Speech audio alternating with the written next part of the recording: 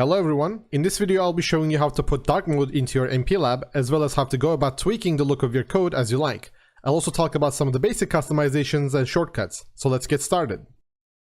I have a project open here that includes a bunch of different syntaxes, so you can see the look of the code as I go along. Even though there's an example given to you as you modify the look, you will see in a little bit that there are some things you can only see if you have some code open in the IDE.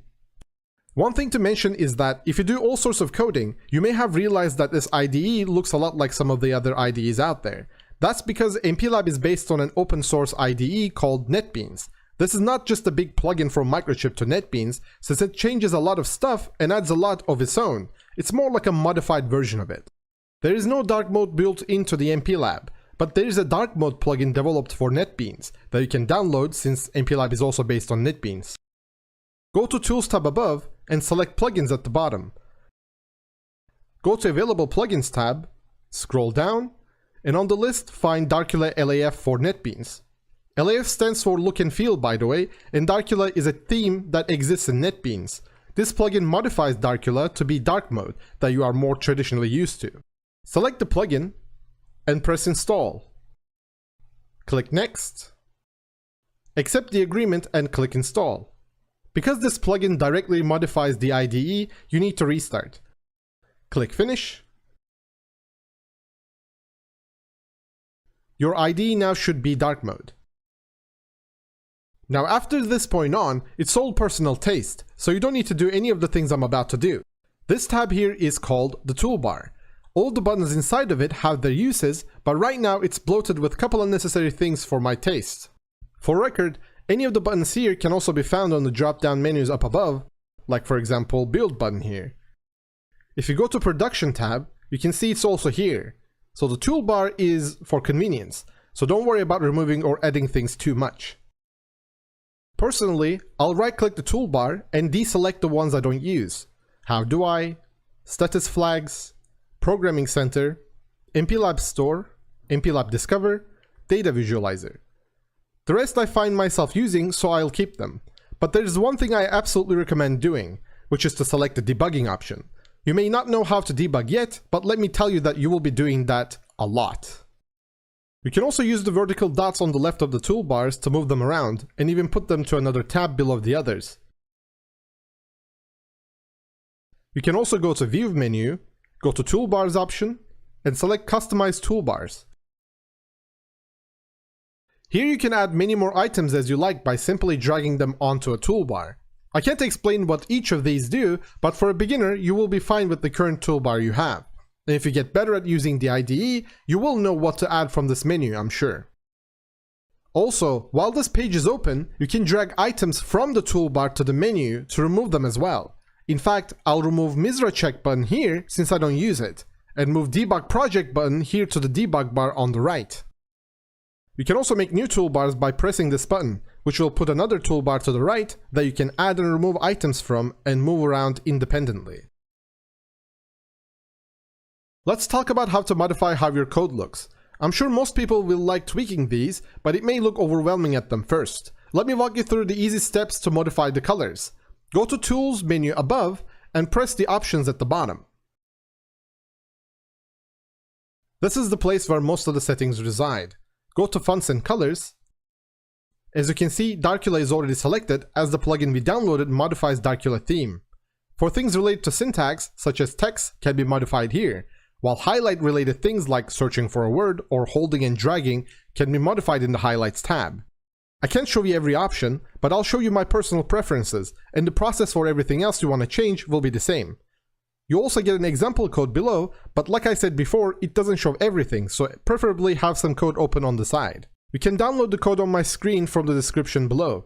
It doesn't show every syntax, but if you are a beginner, it should be fine for following along. You can just drag the file onto your code screen to open it. The language we'll be using is C, which is the best compromise between being basic enough to have control over your code and optimizations, while also being high level enough to code complicated programs without it being a mess. It's about in between assembly and things like C++ or Java. That's also why it is the most used language for microcontrollers in general. Because we will be using C, you only need to change the syntax for C language in the drop-down menu. The reason why there are other languages here is that NetBeans is just an open source IDE. Companies can modify it and use other languages if they want. But for us, it will just be C language, so just ignore the rest and pick C from the menu. You can either click the example code below to select the syntax you want to change, or just find it in the menu. The relevant code will have flickering underlines. Most will have inherited colors, which means it inherits the color from another place. For example, most backgrounds here will have inherited gray, the same color as the background, so they don't look weird. You can change them by clicking the color menu and choosing a preset color or pressing custom. In the custom, you can use any tab above to get an exact color as you like. Choose it and press apply. Note that some changes may need you to delete and write your code for it to be visible. That doesn't always happen, but be mindful if you don't see any change. As you can see, changing the background color for the syntax looks pretty dumb. Hence, most backgrounds are inherited gray, same as the screen. If you want to revert back the change, you can change the option again back to inherited. Or if you want to reset your changes and restart from stock, you can press the restore button here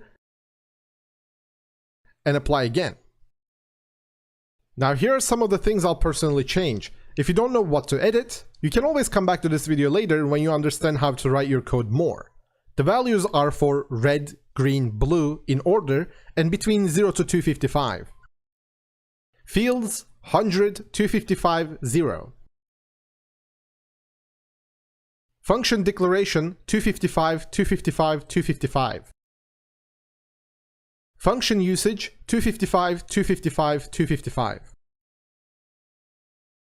Identifier 200, 200, 200. Keyword 0, 0, 120.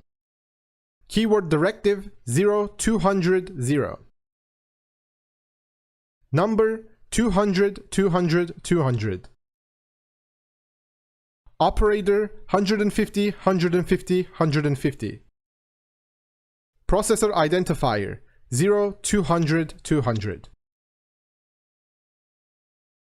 String 255, 200, 0.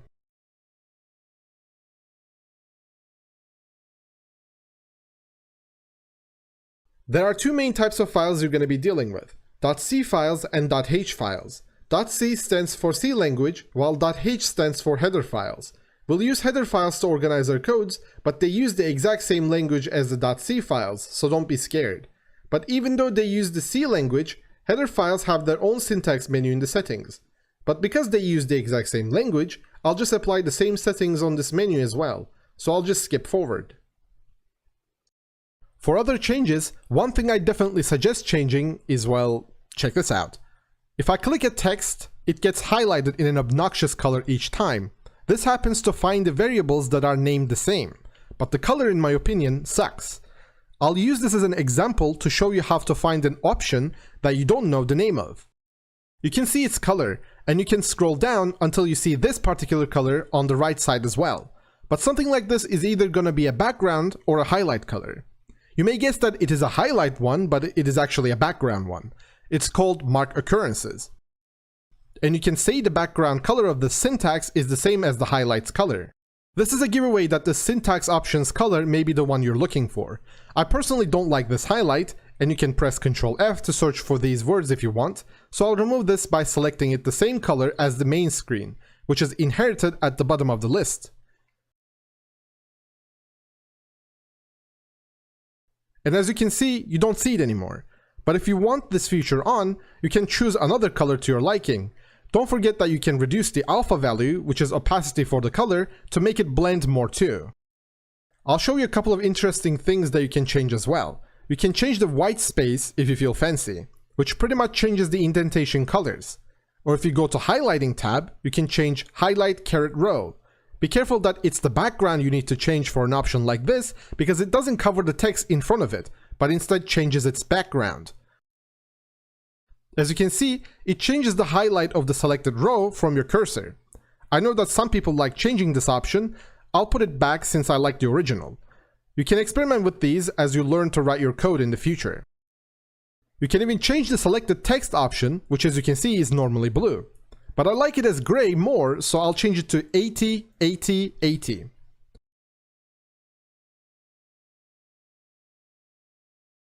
And as you can see, it changes the selected text. I think it fits the theme more, but of course it is all subjective. Unfortunately, even though there is an export and import option down here, it didn't seem to work for me when I tried. So I can't give my settings for you to import directly if you want the same colors as mine. So if you want that, you'll have to do the same settings manually. That is also why I suggest you to note down your settings on a text file or something when you're satisfied, so you can restore them easily on another computer or your own computer if you want to reinstall. Before ending this video, there's another setting I'd like you to know. As with all decent IDEs, there's a shortcut tab in the MPLAB as well. On the options menu, go to Key Map.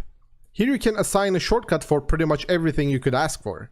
You can search by the function name or the shortcut buttons.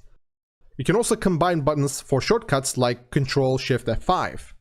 You may not know anything from this menu, but as you start coding, you'll naturally find yourself asking, man, I wish I could do this thing by just pressing a button or something. And this is where you would do it. And this is the end of the video, and thank you for watching. If you liked the video, you can always leave a like and subscribe. It's always appreciated. And I'll see you in the next video.